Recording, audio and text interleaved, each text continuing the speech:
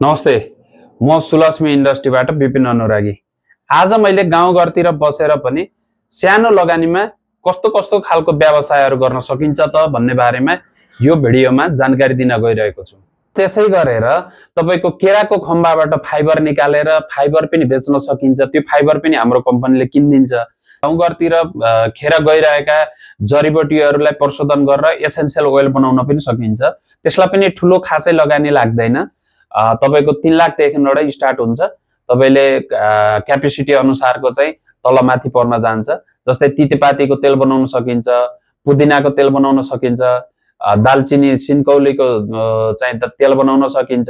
त्यसै गरेर तपाईको चाहिँ लेमनग्रास, टिमुर सानो लगानीमा गर्न सकिने बिजनेस भनेको सालको पातको दोना प्लेटहरू बनाएर पनि राम्रो आम्दानी गर्न सकिन्छ। त्यसलाई पनि तपाईको चाहिँ गाउँघरतिर अहिले पातहरू खेर गइरहेको छ। त्यही पातलाई प्रशोधन गरेर दोना प्लेट, थालीहरू बनाएर, टपरीहरू बनाएर राम्रो आम्दानी गर्न सकिन्छ। त्यसको पनि मार्केट सुनिश्चित छ, राम्रो छ र लगानी तपाईको करिबन 80,000 देखि स्टार्ट हुन्छ। अब तपाईँ बारेमा जानकारी दिइसके।